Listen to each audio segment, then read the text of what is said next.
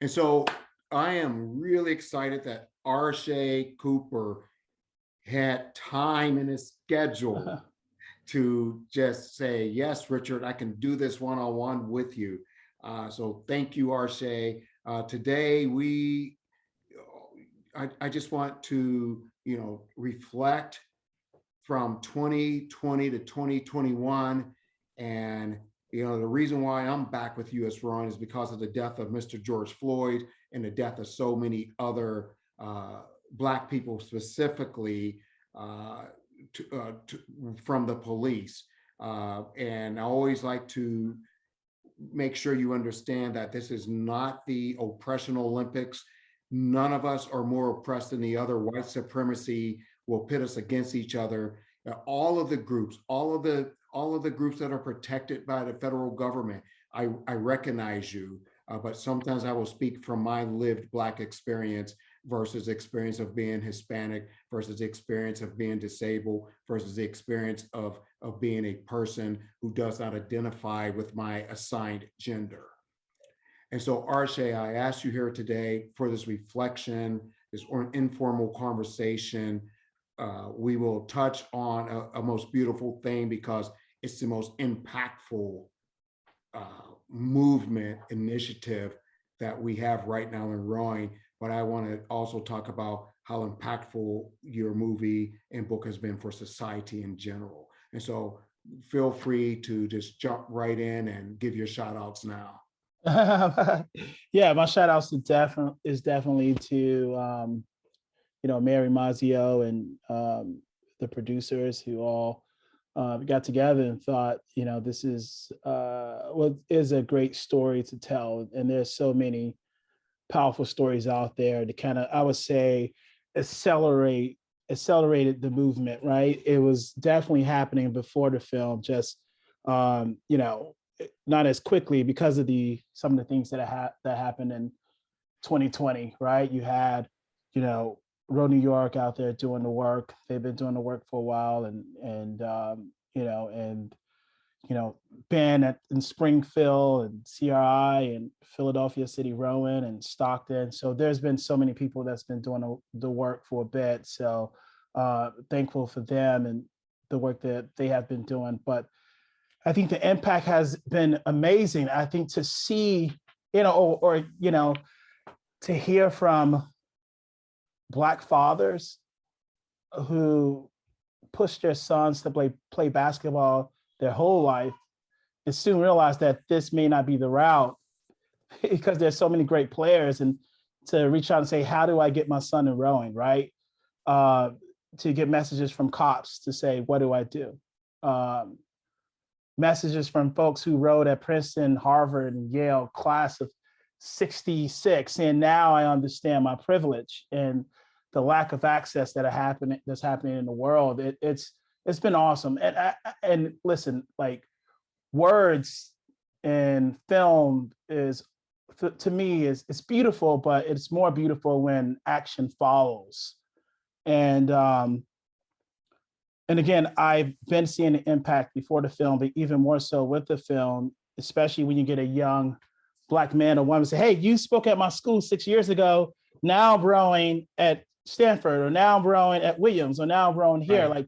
Like you see your impact. But I think what really solidified the impact in a different way was when a coach called me and said, hey, I had like 40 new kids join my team, and they all are white.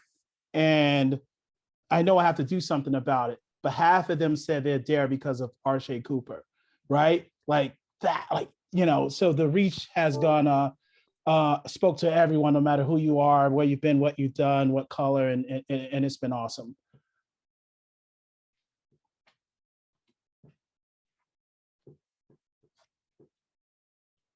Rich, you there? It looks like we lost Richard. Oh, we lost Richard. Well, I'll keep it going if we lost Richard. I do. Oh, Richard, you're back. There you go. He is.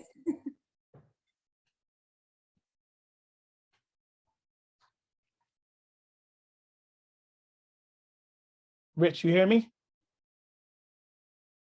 All right, cool. Maybe he's losing power. Yeah, keep it going, Arshay. I keep it going. I keep it going. Until Richard comes back, I do want to say I think in a year we have seen much progress in the sport, with U.S. rowing sending out, I don't know the numbers, definitely over 50 people of color to the Olympic development camp, right? That is great. And I heard from a lot of those young people, and they were so inspired. And the movement of the Most Beautiful Thing Inclusion Fund, the start of STEM to Stern, right? And to see all these community boathouses partnering with community programs that been there for so long. You have Matt over there in Three Rivers that's partnering with schools, and you have the Pocock Foundation, who now started Camp Lucy for young girls of color. Like, the work is really getting done. So our big thanks to everyone that's out there doing the work. It's not just me. I always say that the biggest lesson I learned in rowing is that you can't do the work of 8 people, but you need 8 people to do the work, and we'll get there much faster. And U.S. rowing cannot diversify the sport of rowing, or Shea cannot, but we need everyone on this call to play a part to get to where we want to be, to make sure that this sport reflects the diversity in this country. And I think that it's exciting to see the work, right? And where we going in the sport. So I know Richard had questions, so I guess I can. I guess I would keep speaking. I would say that when it comes to, there you go. There's Richard. I'm sorry, everybody. Richard's now logging back on. Rich, you there?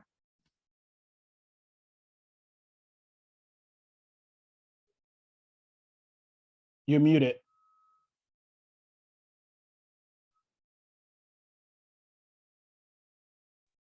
And I'm now unmuted. Yep, there you go. So I'm waiting for my battery died on my computer, folks. This is what happens. So I'm on my cell phone, waiting for my computer to get back live. Arshay, whatever you said, I know it was good. Yeah, I just talked about the progress that I've seen this year, and the amount of folks who are really, picking up their oars, the different organizations, and getting the work done. So hats off to everyone in the sport that is playing their part and moving. I think it's so important to kind of focus on the positivity, right? Yes. Sometimes there can be so much negativity, right? I go to a city and there's boathouse fighting with each other, and I'm like, oh my God, there's a city full of people, right? And if we have to show them, especially we're the ultimate team sport, right? And that we get along, we got to figure out how to work together, to make things happen and just keep it positive, and I think we can accomplish a lot if we do that. And that's what I want to do today, Arshay.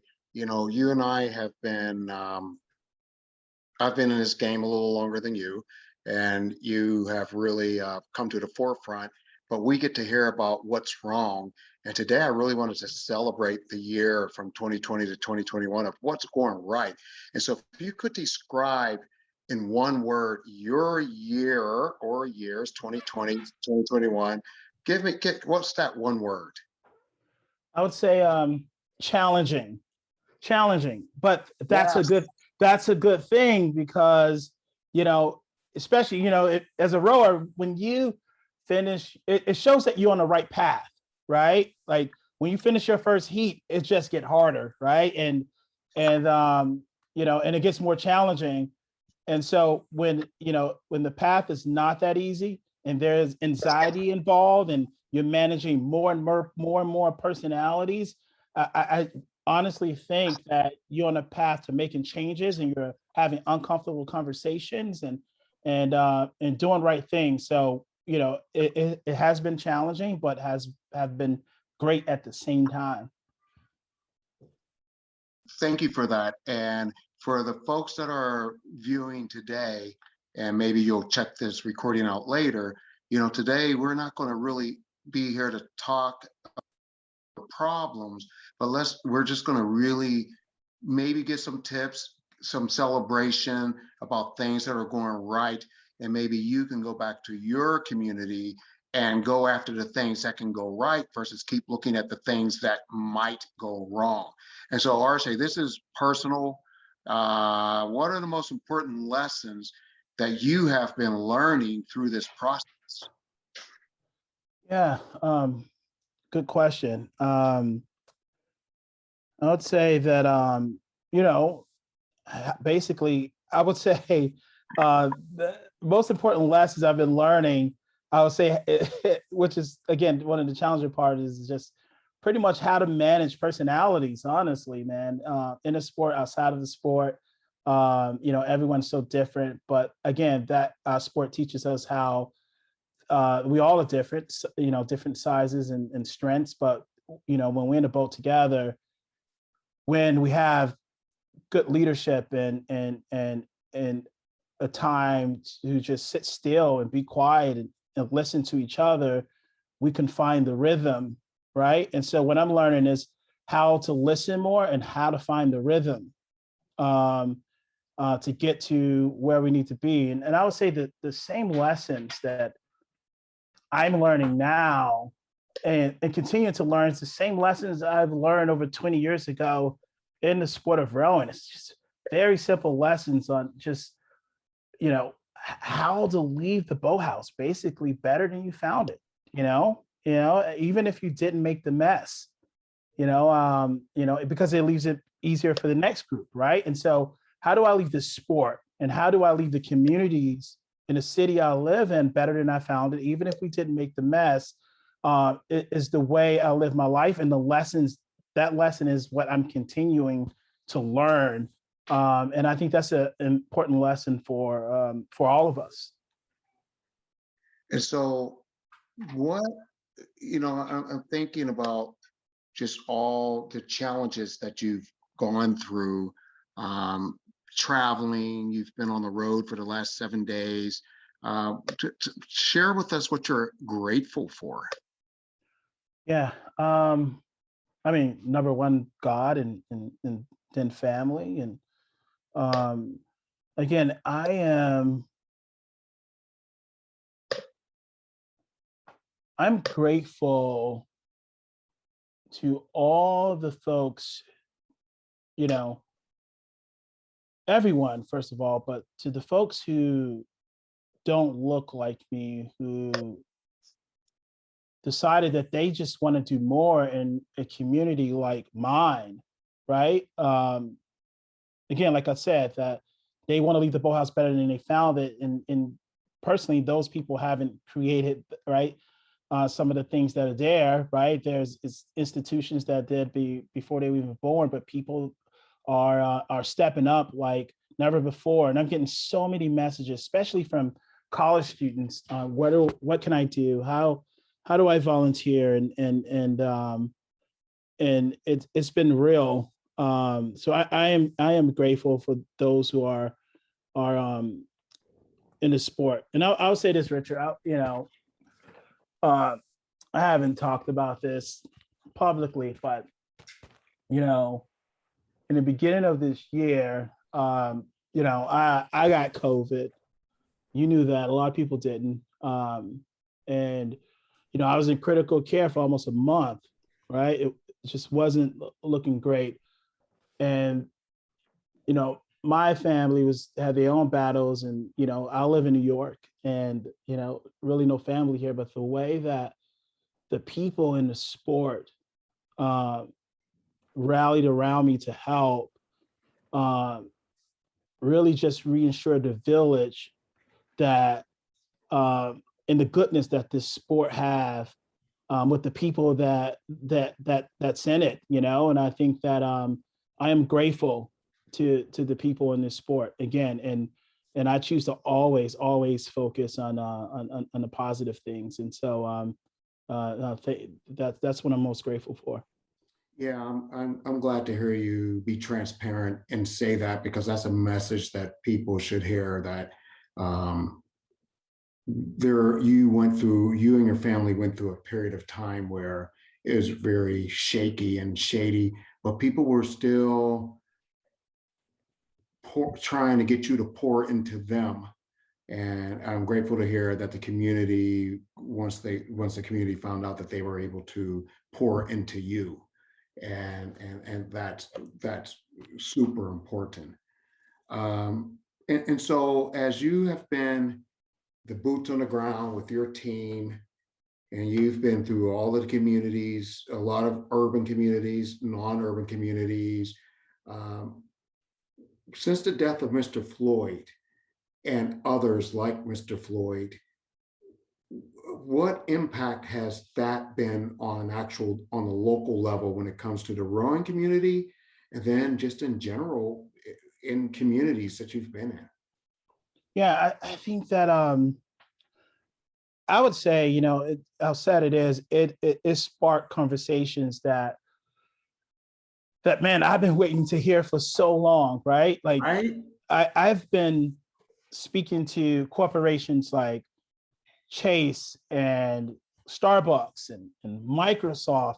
And there's these like 60, 70-year-old men with that are there working with some people of color that have the same exact questions about how do we have a conversation with a person that don't look like us. Like those questions are the same questions that freshman high school kids have at the boathouse that are mostly white and some people of color, right? Because the conversation has never happened as these folks were growing up. You're right. It's just like, avoid it.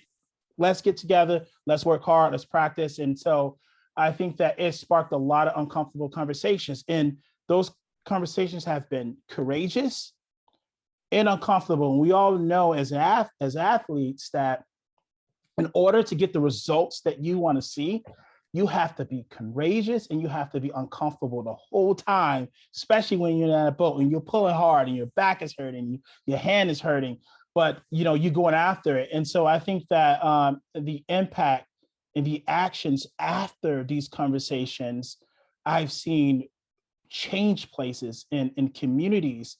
And I think now that boat houses who have been in these communities, who have gone in this community and say, hey, I'm just going to go and reach these kids.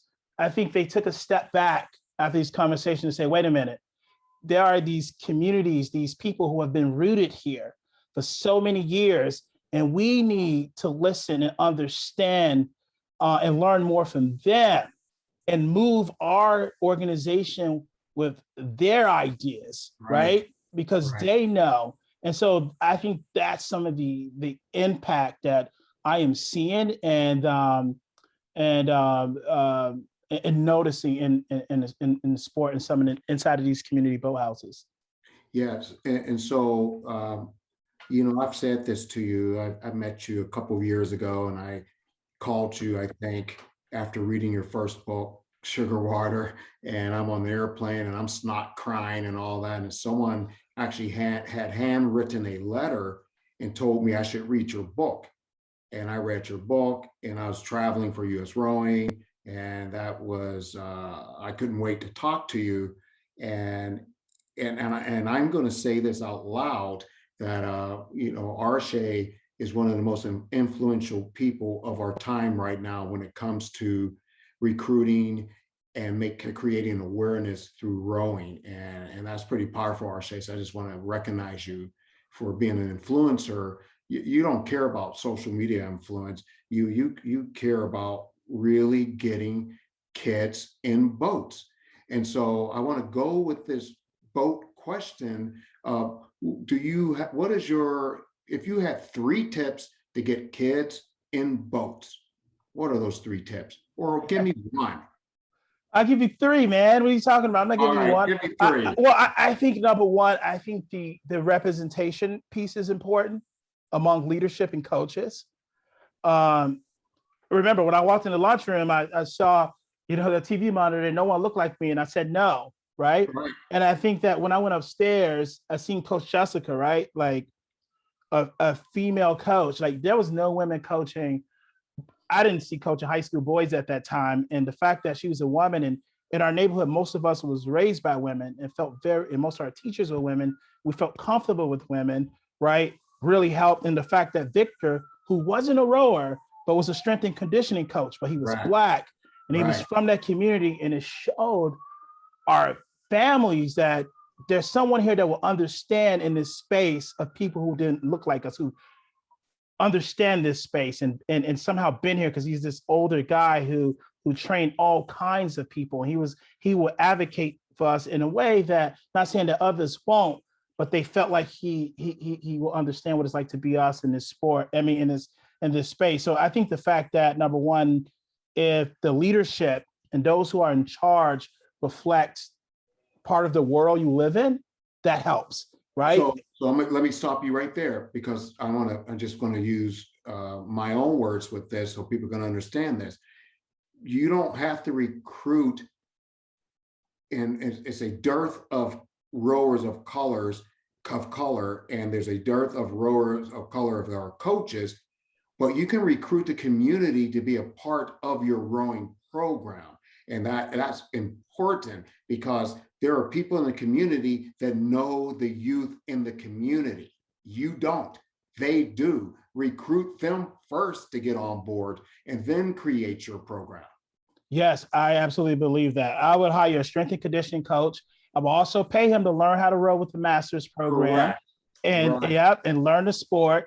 And and he knows the teachers, he knows the principal, he knows the pastors, he knows the business owners in the community. And I think that helps, right? Not saying that a person who doesn't look like me can't recruit.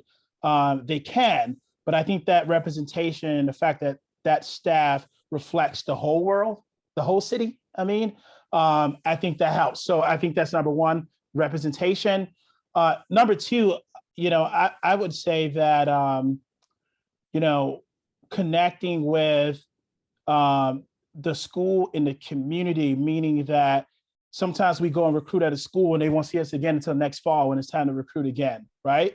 Like, no, let's build a relationship, right? Like, do you have, science fairs, anything that we can volunteer to help you with? Can we do PE takeover once a month, where our coaches are in your school once a month and they building relationships with kids, even if they're not getting into the sport, they are there. Parent coordinator meetings, right? That is so key, talking to parents, especially if it's middle school. If you go speak in front of a bunch of middle school kids, most of them will forget. Most of them will not take that flyer home. No, but if you talk to the parents, I think that is key, right? They're like, of course I want my son to go to college or my daughter to go to college. Of course I want them to travel and see what the world looks like outside of this city, right? Of course I want them to learn how to swim.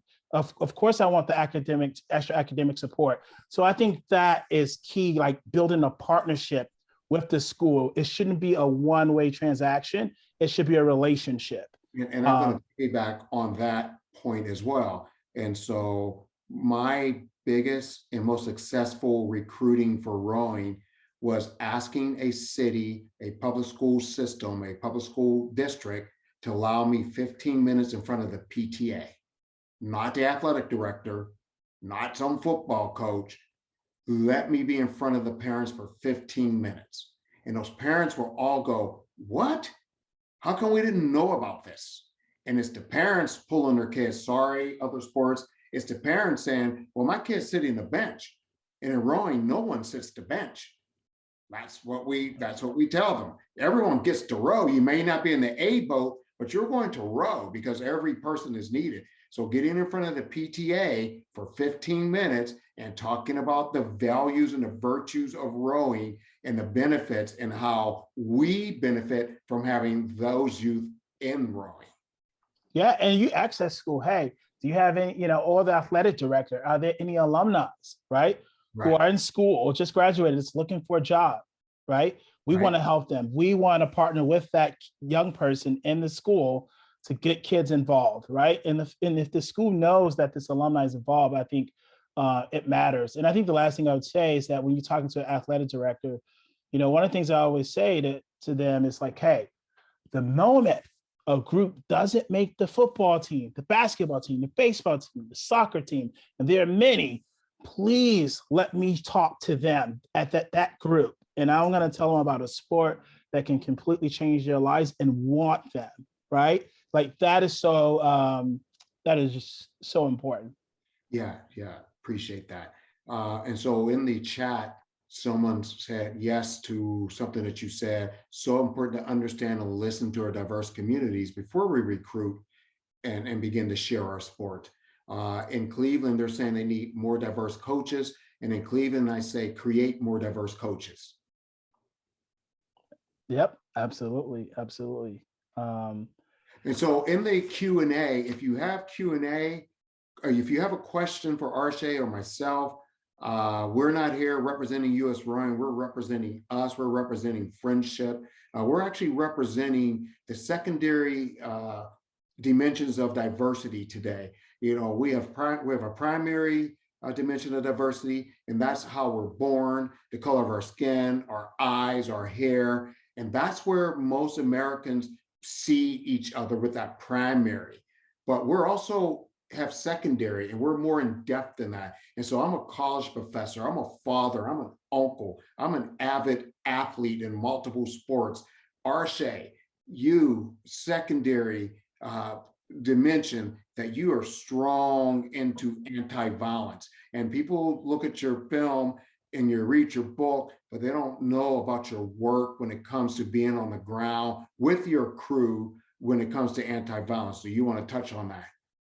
Yeah, I think you know, you look at the west side of Chicago, and I think you see it in the news, right? I think that's the reason why I put the book out there, is that a lot of people go to the news or to the paper to learn, and I wanted to give people an opportunity to unlearn, right? And one of the things we do know, and what was very important to me, the most powerful part, just to me in this film, was when one of our teammates said, when they closed down the YMCA, I ran to the streets.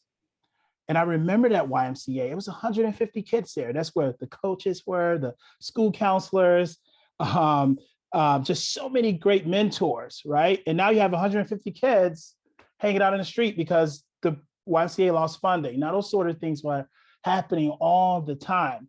And it doesn't matter if you're Black or Asian or Hispanic or white. If there's 150 kids hanging out with nothing to do, it's not going to look good, right? Right. And so for us, we saw that, understood that. And when you're out there, you have someone that says, hey, you know, I'll buy your first pair of shoes. You want to eat, you know, you have to join our gang. You want to be protected, you have to join our gang. So my team understand that. And that's why we are working closely with places like my high school, Manly High School. I was just there before the school, and we met with the different gangs. And I said, hey, let's do a non-aggression agreement. I'm not saying you have to be best friends, but I want you guys to understand what peace looks like and feels like, right? Right. And they were able to do it. And so I think that rowing is my life, but it's also important to give back to the place that gave to you, and that's my high school, and that's my city. And so we do a lot in our neighborhood to, you know, they just need the resources that we didn't have. You know, we had one social worker in the school of 700 to 800 kids, right? And you think about, and I would end by saying this. You think about, you know, whenever there's a mass shooting, right away they send in trauma counselors to a suburban school, which they should, to help them unsee what they saw. And I remember saying, gosh, like we saw that every day, and there was no one to talk to, no one to share these things that we go through. Like there's no resources for us. And you know, and if you look at these young men on places like the west side of Chicago, if we can resource, right, trauma counselors or rowing or outdoor sports to help them cope with the pain and the trauma that they have, they won't grow up and redistribute that pain and trauma to people who look just like them. Yeah. And that's I think the power of this sport, and that's the power of the water. The water completely reduce the trauma that I had, right? I just downloaded the serenity. It was calm in these daily storms.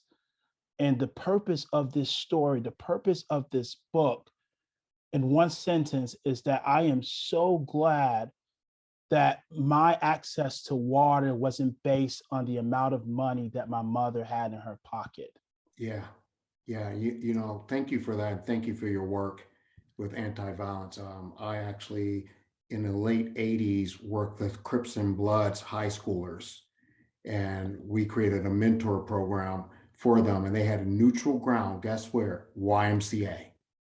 They had to leave their colors at the door, and they come to the Y, and we give them recreation. We have a African American professional male talk to them about how they got to where they are. And we took these young men places they've never seen before. We took them to Lake Erie, and they end up at Lake Erie and say, "Get in the water, you're gonna love this." They said, "No, sir, isn't there crocodiles in here?" So we open up their world to what's possible.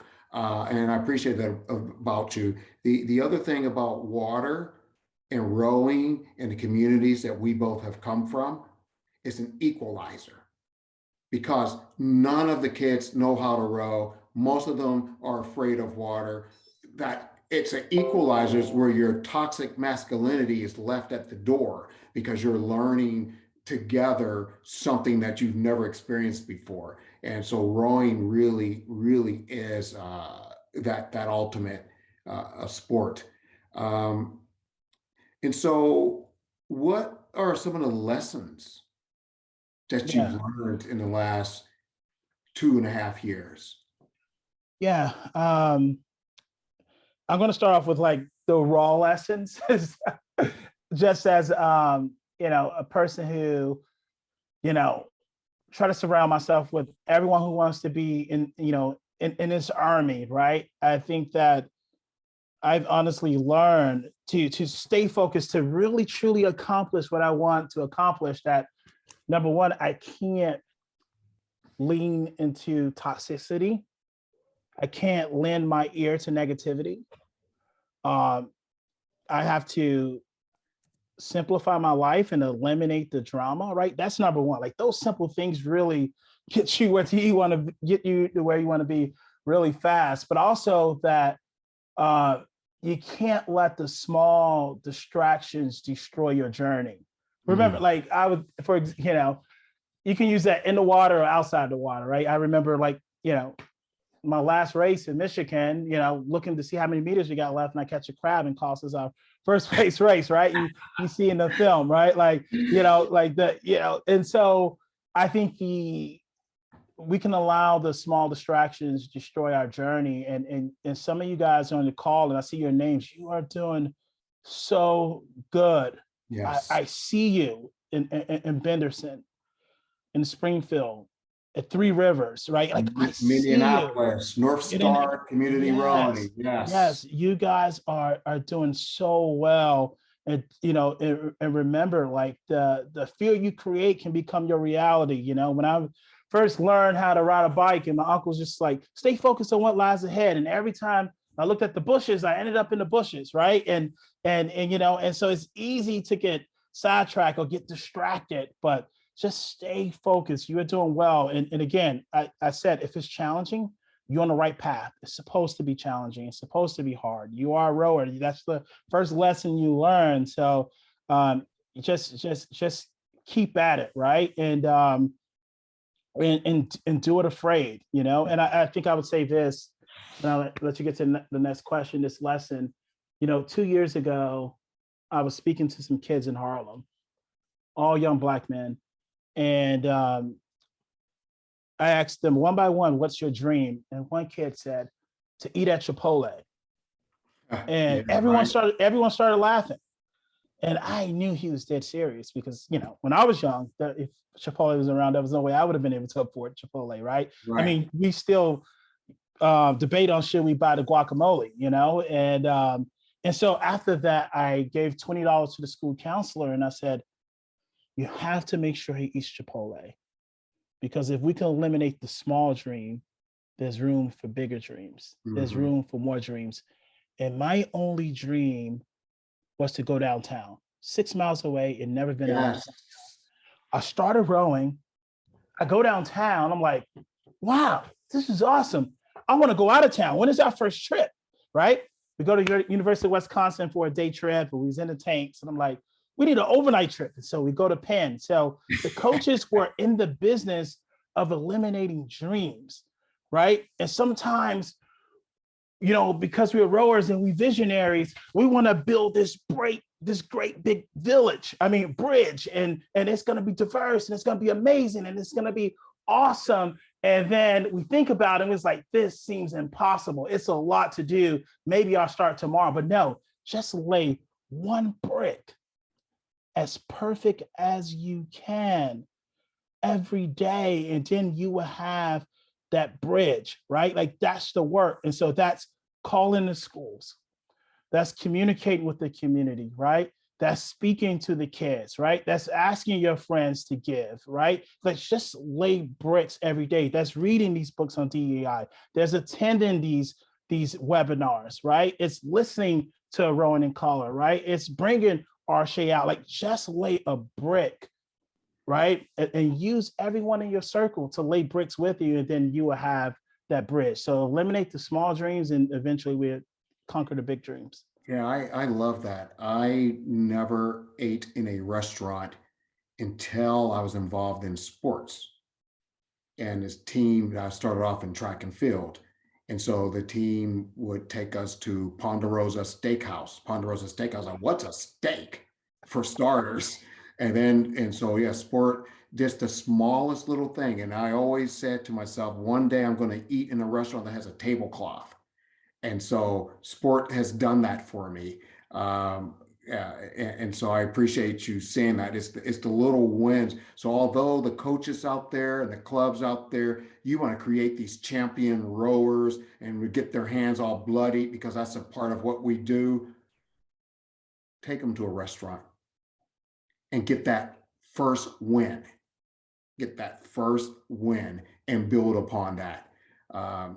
And so thank you for that. It may sound silly to some people, but it's for real for us. Yeah, and it's to me, it's the big wins, right? Right. Like when it doesn't take a trophy to make you proud, like in this sport, we do measure success by medals, right? We do, or what college you go into. And I think, you know, Rich, you said this a while back, like it's about celebrating the wins. Like for us, the city has been trying to solve, how do we get these young men from different neighborhoods to become a brotherhood? Rowan have solved that, right? That's a huge win.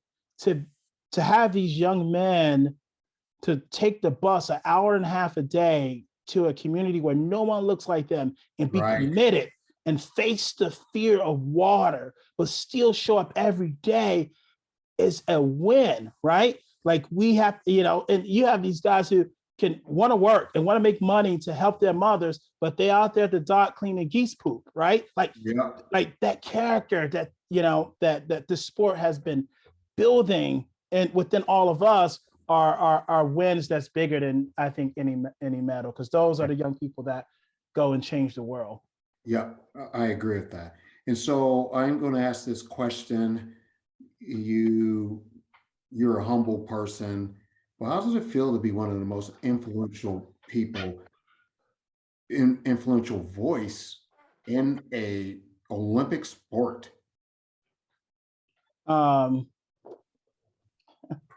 You know, I think that yeah, it's I feel weird answering that question. I know. I mean, it feels you know, I think like I don't want to be cocky. I didn't know I was going to be here, but I knew I was going to be here. Like this is one of those things that you have to see it first. I mean, you have to believe it first to see it, right? And I had to reimagine this life. I had to see that unlived life to get there, right? And it feels like a responsibility, you know, and I take on that responsibility, but I think that you know, it's those who went before me, right? It's those who, you know, Anita and Patricia and Amanda was doing this before I have, and you have been doing this, and it's I'm here because I had I was sitting on people's shoulders and I was able to see what Yes. they saw, you know what I mean, and that's how I got here, and I have to do the same for others. Yep. For both of us and others that look like us, we have gratitude to be standing on those shoulders. And so that means we get to see a little more because we're up higher because of them. And then we get to see a little more, and we're able to do more because we're able to see more based on them being pioneers to really sometimes being lonely out there for years in the sport. And I want to celebrate you for sure. This is my 7th webinar, DEI webinar. My next webinar will be during the convention, and we're going to have a powerhouse futuristic panel that I'll be hosting for that one. But I want to celebrate the growth of U.S. rowing in the last year and a half. The growth, and part of it is because of you, part of it's because of our allies out there that finally said, we've not done enough. That finally said, I can do more. Finally said, what the hell have I been doing? And so I want to put a smile on my face and everyone else their face that faces that you have gotten us this far, but RJ, don't discount that you've helped us go even further. And that's important to know. So we appreciate you. So we do have a question from our friend Ben Quick. Ben wants to know, how can we capitalize or utilize, and we weren't going to talk about your film, but we'll talk about America's Most Beautiful Thing just for a moment, for recruiting purposes. How can they use it? Yeah, I think that it's coming out on DVD soon, right? And I think that I think you can, especially like what I was able to do. I've been working with Karen from Baltimore, and and they work so hard, and they had issues getting in school because of the pandemic. And I was like, oh yeah, no, that's rough. But there are schools who will let certain people in, and so but I said, okay, let me reach out to the librarians, because their job is to do events and bring authors in their school, and they're not getting a lot. That's their job. And so I've been able to just reach out and say, hey, here's the people who did the film. Here are the producers, right? The author is willing to come and talk to your young people, but not just that, right? The chapter doesn't end at chapter 10. The next day we introducing rowing to the kids, right? And we want to bring them to the boathouse. So I think that to tap into librarians and have me come in for Meet the Authors Day, remember, like, that's their job. You know what I mean? And they get paid for that. So that's the easiest route I've seen, especially during this pandemic. And I think too, you use the film, and call me in, and maybe I can zoom in and talk to these kids. But I think what's important too is that, that there's a Learn to Row or an event that follows, like that Saturday. Absolutely. Where you bring them out, right? This is when you introduce it to a school. This is a 2-day event. This is Arshay Cooper Comes. This is the Meet the Author. This is a film, and the next day is Learn to Row. You know what I mean? But I think the last thing I would say to that, Ben, is that we have to figure out a way for families to watch this film. So the school should invite families to watch it, because when parents see it, I heard more from parents than I have from teenagers. There's so many young people who are rowing now because their parents saw the film. And so I think that is key too, with figuring out how to connect with local leadership or leaders to introduce the film to families. Yeah, I appreciate that response, and I want to say that your movie and your book is beyond rowing. It's an American story. It really, and so I recommend it all the time to non-rowers so that they can understand. So I may be able to tell my Black lived experience in America, but you're telling it not only from a boat seat, but you're also telling it from a very challenging community. And for people to better understand that the number one mistake that we make when it comes to being inclusive is that we think we all have the same shared lived experiences. And so asking people what college you went to, where do you work, those all are actually dividing versus really hearing another person's experiences. So your movie is an American movie to me. It's not a rowing movie. And I have time, as you know, I send you texts and I send you pictures of people who don't even know what rowing is, regardless of their race, but they appreciate your story, your American story. So thank you for that. And so we're going to take a couple questions in the Q&A, but I'm going to ask Arshay this question, and you could take as long as you want. You have until 8 o'clock, actually. What advice, not advice,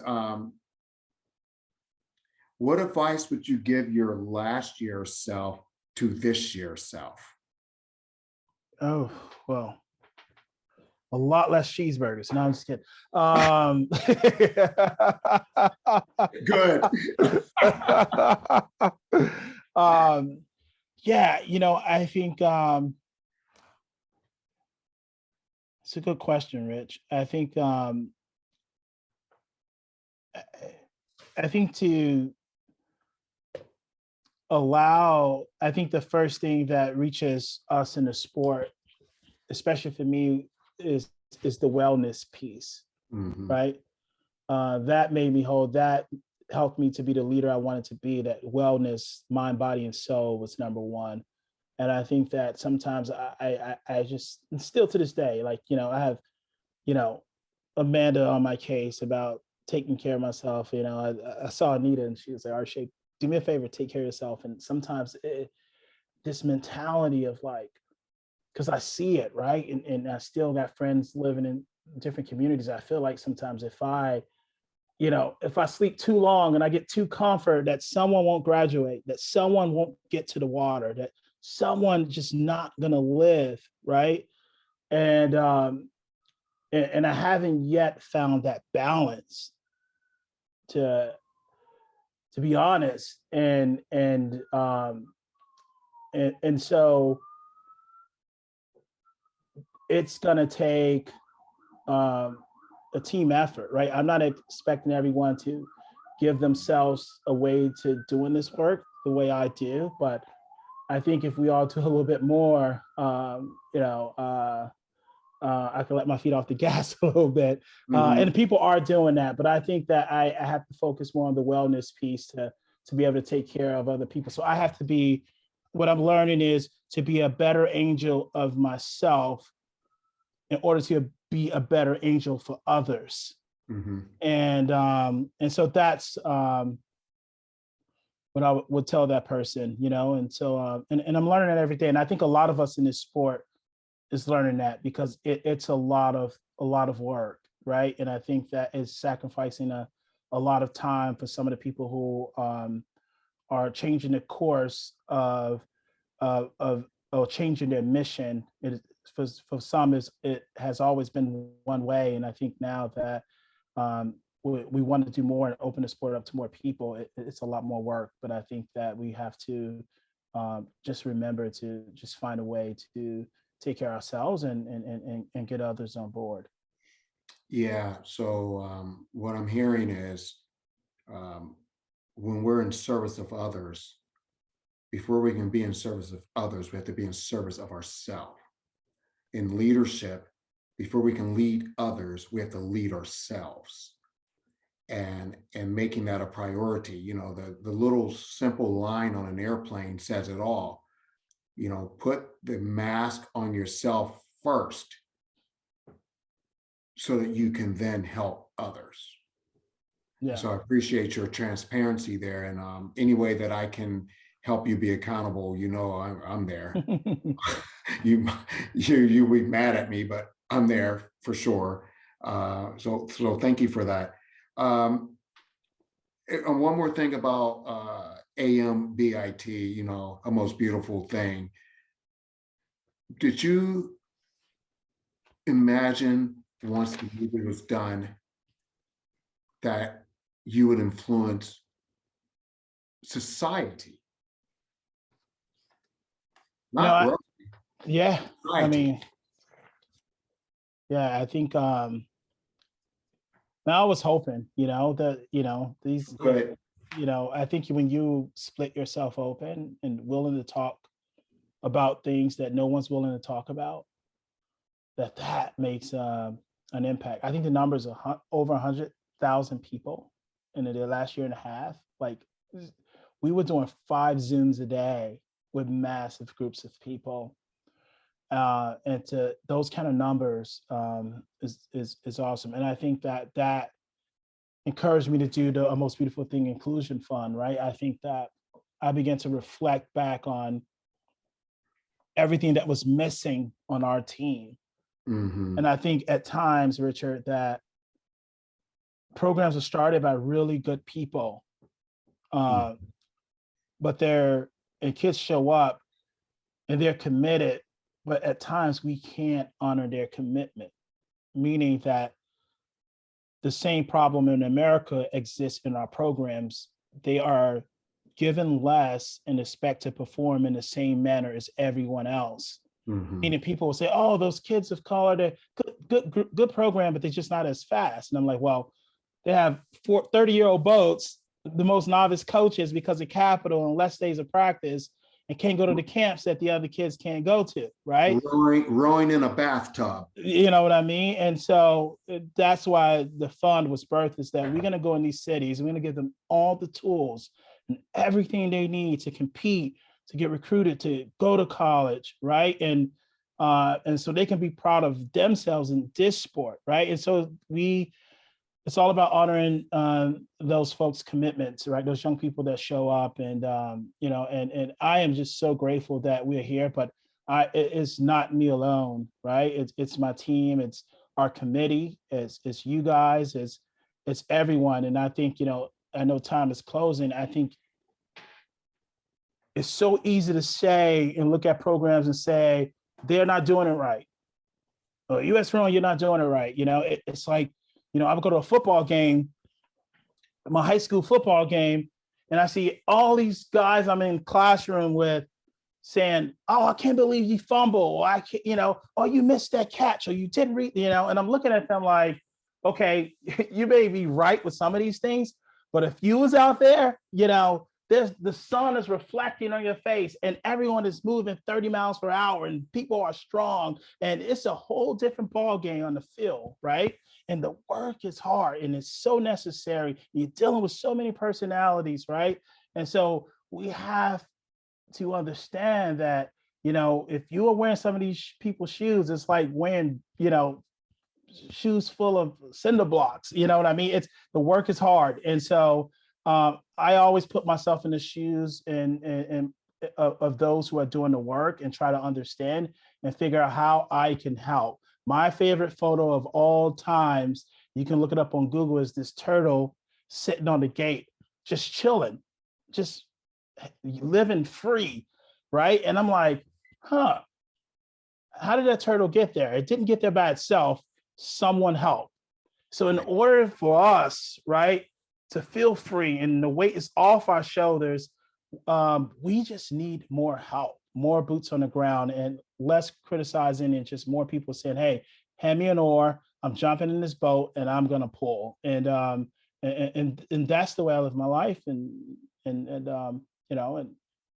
Yeah, that's beautiful. You have shown so much resilience in this sport and recently in your life, just how you're being pulled in so many directions that I super appreciate that. I want to just sort of piggyback on what you said, and that, sometimes your community is not a community where you can actually be diverse and inclusive.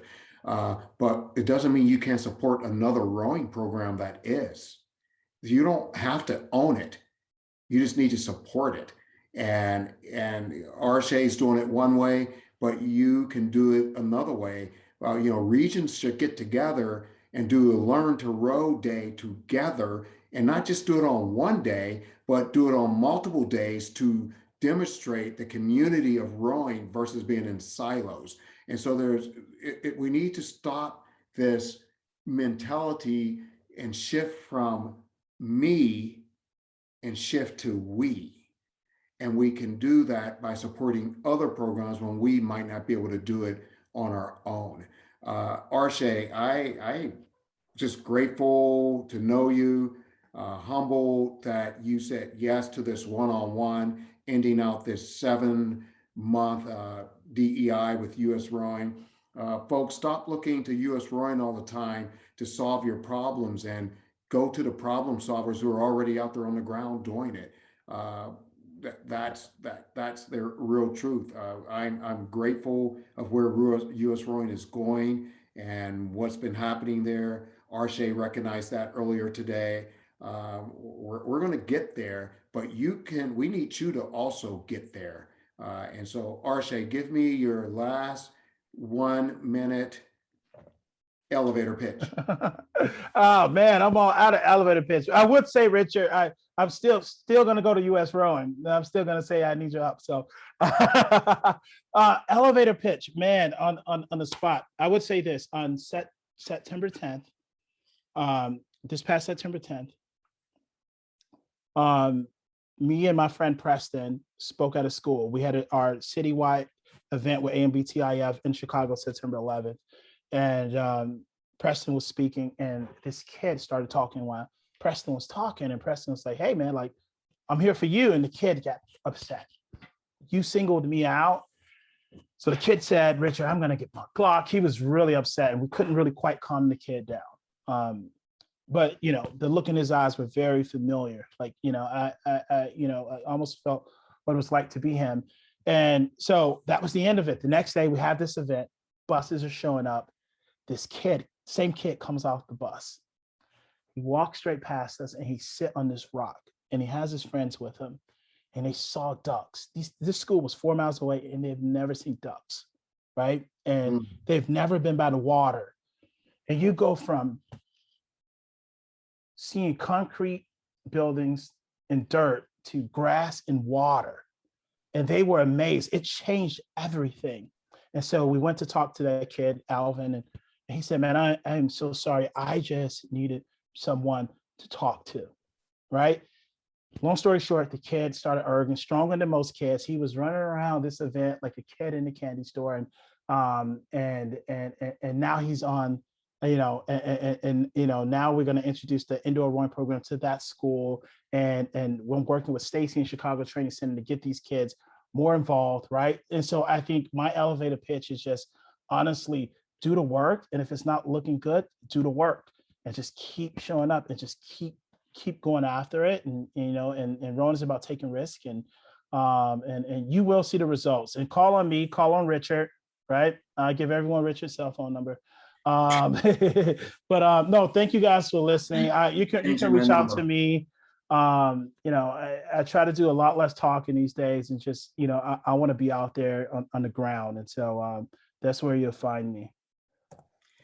Beautiful. So thank you for that, Arshay. Thank you for all of you who came on today to hear us chat it out. I was excited about ending the season with Arshay. Be sure to recommend to your friends and colleagues in your boat houses and your colleges that this is recorded, and you really should share it with others. Number one is to share the knowledge that you've learned with others. Keep the personal things personal, but share what you've learned. And so today we're going to go straight from me to we. We're all in this together. Let's row together. Thanks a lot. See you all in December for the convention. Bam, bam, bam, bam, bam.